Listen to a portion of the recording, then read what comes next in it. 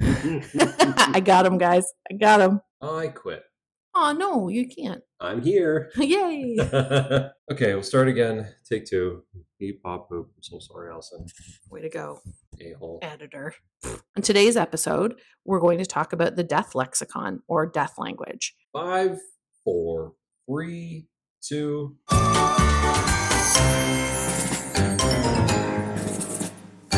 Welcome, and thank you for being here for this episode of DEATHinitely, the show that takes death seriously so you don't have to. I'm your host, Allison Danger, your internet death daddy, your proficient producer of death care, and your petrified research PI who's on a quest to learn everything about death and pass that knowledge along to you. We're going to the terminus of terminology today, the end of the line on this auditory death train. In today's episode, we're going to talk about the death lexicon or death language. And with me as always is editor-producer Jordan. What's up? Me? Dude. Sorry, I was paying attention. Wow. But he's very busy, ladies and gentlemen. For later in the episode, I was in fact Googling something. Aha. And you're gonna want to You want to circle back? I'd like to circle back to this, please. You want to circle back? Yeah.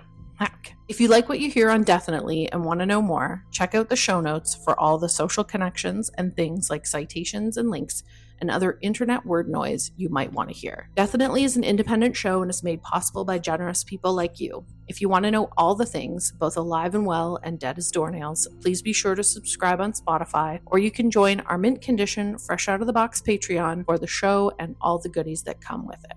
Jordan's going to read the trigger warning. Okay, thanks.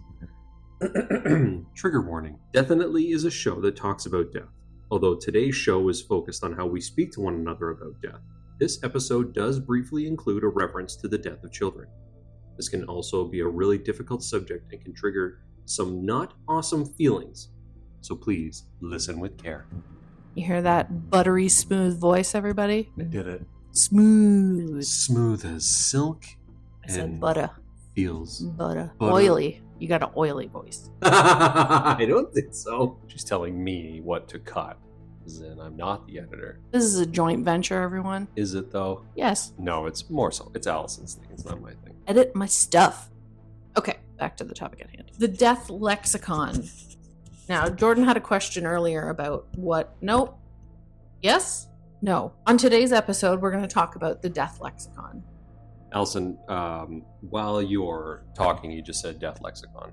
What is a lexicon? Like, I'm not 100% sure. A lexicon is a group of words that are a circle around a particular theme. So the death lexicon would be all of the colloquialisms or slang or words that surround the theme of death, and that it's not specific to death. You can have a lexicon of popcorn or a lexicon of Jordan. So it's anything that would pertain specifically from a vocabulary standpoint about that specific thing. Oh, so a lexicon, it means a group of words, not necessarily like a group of things. I'll use a lexicon of owls. Like, that's not a thing. So awesome. Murder of crows, lexicon of owls. That's the way it'll be for the future. Yes. I'll keep a note. But lexicon. Put that in the show notes.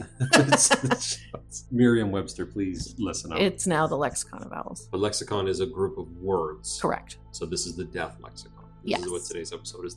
How we talk about death. Interesting. Humans are very social creatures. For better or worse, people are at their best or worst under different social pressures and in varied constructs. One of the biggest parts of our social interactions between two people or in a group is nonverbal communication. It has a pretty big place in this arena, but the all-time heavyweight champ is our ability to verbally communicate our exact ideas and thoughts as far as our vocabulary will let us. So, Allison, one of the interesting things, I feel like I keep saying one of the interesting things is, but back in like the 90s and early 2000s, I was reading this magazine. And in this magazine, they would interview members of the writing staff. And it was always the same question. It's not like the Proust?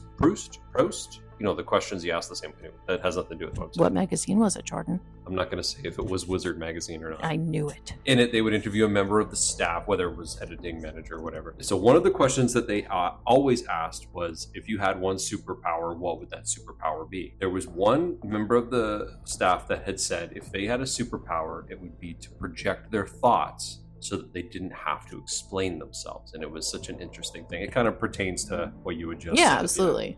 About how it's the vocabulary we use, and it's to dictate your ideas can be really frustrating. So if you can just project the idea that you want to create a machine that launches ice cream. Yeah, people know immediately exactly how you feel and how you meant those words to be communicated without having to flower it up with any sort of fancy speech. Yeah, that's a really awesome power to have. Linguistic dexterity has become an art form. Stringing words together to convey information, sure, but also to be creative and stylistic in our speech patterns. Now, when you say speech patterns, do you mean speech patterns like not a different language, but the way we say things or words that we choose? A good example would be Christopher Walken. You know, the Foo Fighters. The Foo Fighters. Foo Fighters. Yeah, he puts the stress on the wrong part of the.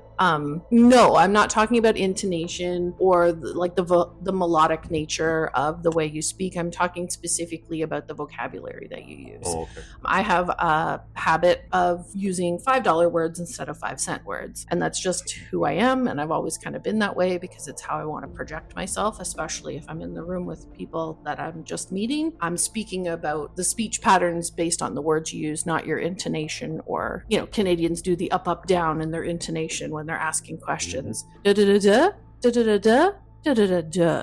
Google it, everybody. It's a thing, and it's kind of funny. Language is a living, breathing, dynamic thing that's in a constant state of flux, being reinvented over and over again. This took a lot longer before instant communication with telephones, television, the internet, but religion and culture and also slang have always helmed the wheel of the language ship. The lexicon of death is no different. As language has evolved, so too have the ways that we talk about death within our social groups.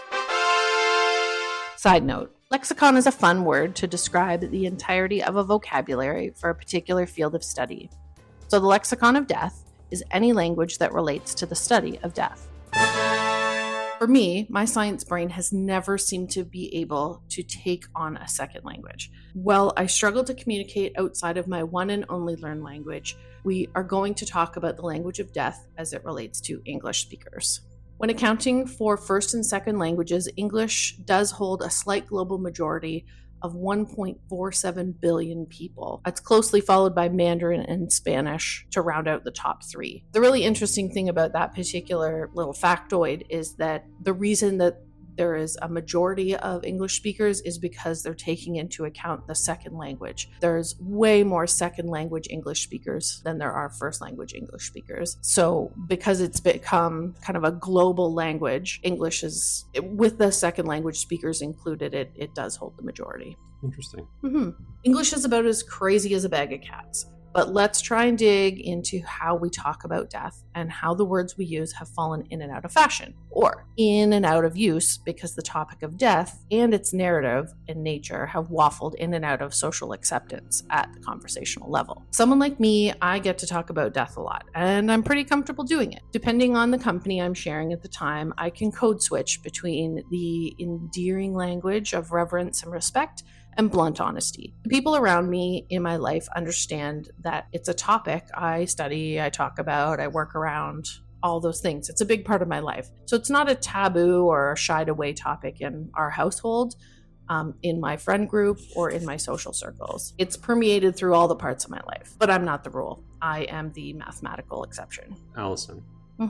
What makes a word or topic so taboo in the first place? A word is considered forbidden or undesirable in colloquial language if it falls into one of the following categories: offensive, breaking social norms, describes a noxious subject, holds religious connotations, or has a history of oppression or a tendency to incite violence or encourage lawbreaking. All those fancy terms, it's really otherwise known as the swears, the not suitable for work words, the burps and the fart gross out words, the HE double hockey sticks way to say, a biblical place, racial slurs, and hate speech. The topic of death and its accompanying lexicon fall into the noxious subject category. Move over, burps and farts, death is coming to play. But here's a better question. Why? Why is death a noxious subject in modern-day North America? The short answer is medicine and the industrialization of healthcare, as well as our human evolution. But this is definitely, and danger don't do short answers. Sorry, everybody. Medicine and healthcare have taken a stance that death is the result of their failures. As healthcare and medicine continue to advance with life-saving technologies and interventions, life expectancies have more than doubled in the past 160 years, which is crazy because there's no other mammal or creature on the planet that's been able to double their life expectancy. That's something that's specific to humans. Well, pretty amazing and continuing to grow. An unexpected tangent of extended life expectancies is that people are much less acquainted with death until later in life. Healthcare has also moved outside the home and to the meccas of healing and wellness that we call hospitals. Gone are the days of doctors doing house calls. People still, on the majority of basis, will die in a medical institution in Canada and the US more than any other place. Families don't see their loved ones die the same way that they used to. Death is not a family affair anymore. It's hospital matter, and it's hidden away in the bowels of the hospital halls and corridors so that the living don't have to cross paths with the recently deceased. Because nothing says, get well soon, like a dead guy on a trolley wheeling past you. Oh, don't worry about him. Oh, don't pay attention We to made him. one mistake here. Whoops-a-daisy. Don't worry, Grandma's safe. That'll make you feel good. But maybe it's not all our fault for trying to live that let someone else take care of the problem lifestyle. People have evolved to be death avoidant as a matter of survival. Recognizing the sights and smells of death could mean for our hunter-gatherer peeps in the past that you might avoid a wildcat in the forest and live to gather another day. Recoil and avoidance to death is baked into our genetic bread, so it stands to reason that most people who are at the hospital for a mammogram don't want to do so in a room full of corpses. So if we stop and deconstruct it or not, evolution and medicine have taught us that death is gross. That puts the word death and all of its death compatriots squarely into the noxious subject category of taboo language. Did we want to talk about where these words came from or the etymology of the death lexicon? Oh, for a second there, I was reading your script and you looked at me and you're like, Are we doing this thing? Is this the next part like happening or what's going on? No, we don't get a dinner break. Oh, dang. Where's human resources? Work, math. Oh, if you include math in the equation. I quit. No, he doesn't. Allison, the etymology of the death lexicon. What does that mean? Well, you know what etymology means, right? Yep, I'm not telling you. Why? Because I was about to take a sip of my drink. Oh. Okay, hold on. Oh, he wants in now. Now I'm going to try now. The etymology is like the origin of, correct? Yeah, the history of where words come from. So how did all this fanciful terminology come to be? How do words like death and die and dead, or terms like pass away, evolve, and where did they come from? How did we learn to talk about death before we learned to not talk about death? A little chicken and the egg history of death language for you. The oldest of the terms in modern day English is death, and it came from around the 12th century, followed by the term pass away. The word die was actually used as a term to shorten the phrase pass away, which was a really interesting finding because I thought it was more of a colloquialism that had kind of come around more recently, but it's actually been around for longer than the word die. Death and die were used until about the 1900s when both terms became taboo. And the phrase pass away came back again into fashion as the appropriate way to speak with a proper civility. Whenever I hear the word civility, I think of a British person. And I just mean, like, not show. Are you going to do the accent? Don't do the accent. I'm going to do the accent. Oh, mother, she passed away. Right, because I mean, well, every smart character in American television is British because North Americans think British people sound smart. They sound smart. So what if I did it like this? You ready for this? Oh, dear. Ready for this? No, I'm not. Oh, Miss Piggy, she passed away. Wow. So how was that? Did that sound smart? Or let me try this one. It sounded really sad. Let me try this one. Why are you killing Muppets? Miss Piggy, she died. Which one sounded better? Well, I mean, pass away for Piggy. This is interesting because you're... We'll get into that a little bit more. Yeah. But yeah, it hits you in the heart. Side note. The word pass started to be used to describe a journey or movement through a place in the 1300s. But by the 1400s, pass also meant to move through time, as in to experience something over the passage of time. The word away started as an Old English adjective for a physical movement from someone's home or safe place in the 1300s, but it was adapted to include non-physical movement, like the changing of state of being or condition, by the 1400s as well. These two words together brought the right tone and reverence to death, but it was also described death in both the spiritual journey and the physical changes. It hit all the notes for the greatest number of people, and so it stuck. He's dead. Stop saying this in Kermit's voice. You're gonna You're breaking my heart. Everybody dies. Oh, no. The Rainbow Connection's a lot sadder now. Where words come from can be really fascinating. But in the time of TikTok, viral trends, and instant info, branding is important too. This wasn't lost on the death care workers in the US around the time of the Civil War either. The word embalmer is old and was the marriage of the terms or to put into, like in, Old English was M-E-M, and balm, a preservative salve or a balm. The word originated in what is literally the most imaginative way of putting balms into people, embalming. The word undertaker had a bit more meandering to do before it became the term of choice for the death industry worker. Originally, the word undertaker was a descriptor word. It was used to attach to any manner of skilled work. So what you would now call an electrician was referred to as an electric undertaker or an electrical undertaker. So anybody that was a skilled technician had that. What an interesting thing. Crazy, right? Yeah, I didn't know. That's really interesting. That's so cool. The language around skilled labor changed and took on the suffix of "cian," like electrician. The electric undertakers became electricians. The death care worker of the 1800s couldn't shake the undertaker part. And as far as fashionable speech evolved in North America, the funeral undertaker simply became the undertaker, and the electric undertaker became the electrician. The grand rebrand happened in about 1895 when a group of funeral workers came together by means of a trade magazine called the Embalmers Monthly. After some bad press surrounding some shady business practices as part of the American Civil War, the funeral professionals wanted a new title. Following their medical and other skilled tradesmen and their linguistics, the winning bid was for the term mortician. You see that in physician, so somebody who's skilled in the art of your physicality, or a doctor. The word mortician breaks down as follows: mort, meaning dead, and cien, the suffix again meaning skilled in the art and science of. A mortician meant to be a skilled tradesperson in the art and science of caring for the dead. The rebrand was far from complete. While the term mortician is still popular in the US, many other English-speaking areas have moved on to the term funeral director, embalmer, or death care worker, depending on what it is you do on the regular during your workday. When searching for death care professionals, though, the term undertaker is still the most often searched for term over any other term for a person. That's globally as far as English speakers are concerned. But the term funeral home is often searched, but not the word mortuary. So even though the American word of undertaker and mortician are popular, the mortuary part never really caught on as far as Googling is concerned. How does the evolution of the death lexicon affect us, though? The great death code switch.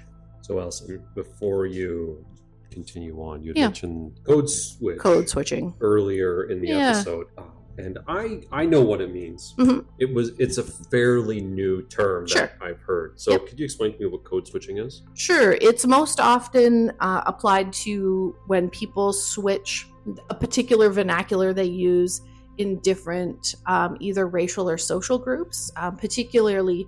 Most of the time you'll hear it in the news or in conversation of somebody that is perhaps a black person will speak a certain way in a group of white friends and will speak a different way in a group of black friends. That's called code switching. Oh, okay. So depending on how they want to be perceived. In this case, it can be and has been used in other than racial situations, but that's one of the most prevalent that you would hear about in the news. Okay. But in this case, death code switching, most of you would recognize that term from its relationship to racial or regional dialect changes around different groups of people. But there is a social and psychological form of code switching as well, and it's rampant in healthcare and death care industries. So people are really good at changing the way they talk about death depending on the group of people that they're surrounded by. And healthcare workers and death care workers are the worst for it. Changing how you speak about death around different groups of people at various stages of perceived grief is a type of social or psychological code switching. A really great example of this is shown in a small clinical study that was done in a healthcare sector. It was done with families that were about to or had just lost a preterm baby. Link to the study will be in the show notes as well for those of you who wanted to take a look at the raw data or information. What this study found was that the medical professionals were 3 times less likely to use words like death, die, or dying than family members, even when the family members use those words repeatedly. In 92% of the times that a word like death, die, or dying was required, a euphemism or metaphor was used about their infant instead. Making death an entity or a common enemy was often the case, and the use of survival framing language was often reported as well.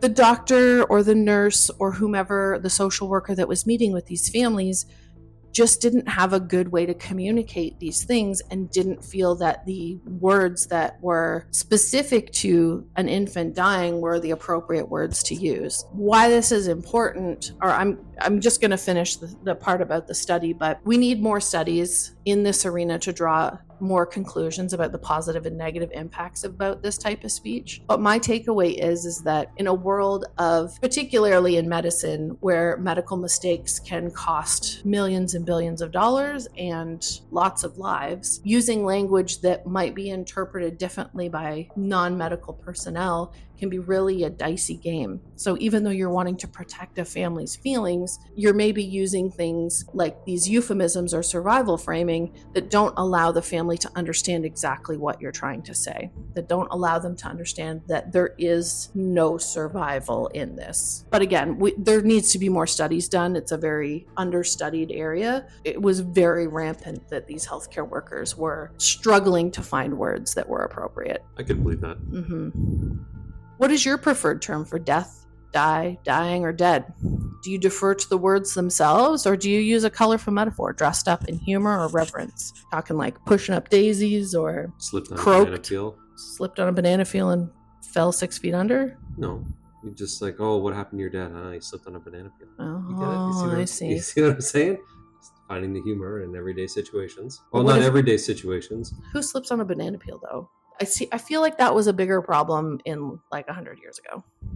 You asked for humorous ways to find out about dying. That's how you would say it? I don't know. Man, Mom's been sick for a long time. She sure did slip on a banana peel today. See, if someone told me that's how my mom died, it would be the worst. It would be sad, but you know what? That's a great way to tell someone. Okay, I'll keep that in mind. You want to hear something funny? This is a very funny moment, actually. Okay. My sister texted me the other day. I'm going to open up my phone because it pertains directly to what you're saying. Okay. When you're talking about death and how people communicate in different social circles. Right. My sister and I, we share a very close bond. We're very close friends. So she texted me out of the blue at like 6:45 one day, and she just says, "Blank is in his chair. I'm assuming sleeping, but I had to check if he was breathing." And then I said, "Oh, did he die?" It's the humor of everything. He didn't die, but it's one of those things where humor is very present. And then I said, "Well, is this how you would tell me?" You would just say, "Oh, he's asleep in the chair." Yeah, right. This guy's dead. The popsicle stick broke. You know what I'm saying? It's just interesting that sort of thing happened in my real life. Even though they weren't dead, it was just more of a matter-of-fact story. Well, and you and I had a similar situation to do with code switching about a month ago when we were talking about the death of an extended family member, and you were referring to speaking to your mom about it, but you would normally be very blunt with me. You would use death, die, whatever, because those are fashion forward in this house. But because you were referring to your mom, you used the term pass away. Yeah. And then you caught yourself after and was like, whoa, why did I say pass away? But it was because you were referencing your mom, who you would be much more delicate with in your conversation. Protecting her feelings. Right. Even though she wasn't here. Yeah. And you still made that switch. Yeah. Like I don't talk like that in general, but to make in reference to her. To make my mom feel better, I was just like, oh, she had passed away, or this individual had passed away. Right. But she wasn't even here to hear you say it. Just it was a very interesting moment because it wouldn't have fallen on her ears, but because you were referencing her, you were still more death language timid, or how you would speak to her. Just a more gentle. Yeah, it was a more gentle way to say it. It was very interesting. Yeah. If you want to learn more about this topic, there are lots of things to be found in the show notes and lots of citations, so check those out. Jordan, what are you reading this week? So funny enough, I know in the past, if I remember correctly, I've been like, I've been reading this, or blah, blah, blah. I'll stumble and fumble over my words because I'm not really reading anything other than maybe a comic book. or something goofy like that. But I actually do have something that I'm currently Oh reading. boy, here we go. Buckle in. Are you ready for this? Yep. It's from a local Canadian author. Okay. It's called House of Ash and Bone by Joel Sutherland. Oh, the library guy. Well, I'm not like throwing. I'm not. Yeah. Yes, the library guy. This is like a book I think that's came out like the last couple of years, and I was I really want to get a hold of it, so I finally got a hold of a copy. Cool. Of it. That's what I'm reading right now. What I'm reading, I'm still working on To Be a Machine by Mark O'Connell, talking about the transhumanism movement. But I'm also reading Dead Box, and that is a trade by Vault Comics about a haunted red box that brings terror to the horror movie enthusiasts that rent the movies. How and why we communicate death the way that we do is fascinating to a word nerd like me. The Death Lexicon is a weird place, and most people don't travel there. So I hope you enjoyed your stay at Casa de Mort. Next time you have a difficult conversation with someone, pay attention to how you change your speech. Do you use metaphors in place of words you think might be hurtful? Do you use different terms when speaking with different people? Share a positive or negative experience in the comments below about a conversation where the death language used had an impact. You can find episodes of Deathinitely on Spotify or Patreon. Don't forget to subscribe or sign up so I can keep your earballs filled with death knowledge noise. Deathinitely wants to take death seriously so you don't have to, creating a safe and inclusive space that tackles the mundane, profound, and crazy parts of death that you don't feel like asking anywhere else. Listen, participate, comment, love, learn. I'm happy that you're here. The next episode of Deathinitely is going to be about deathics or death ethics.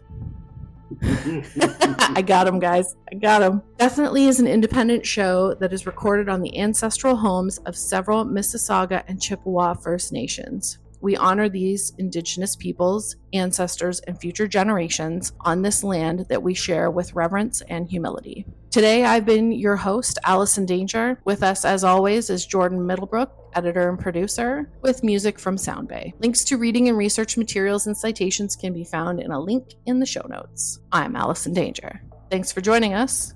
This is Deathinitely, the show that takes death seriously so you don't have to.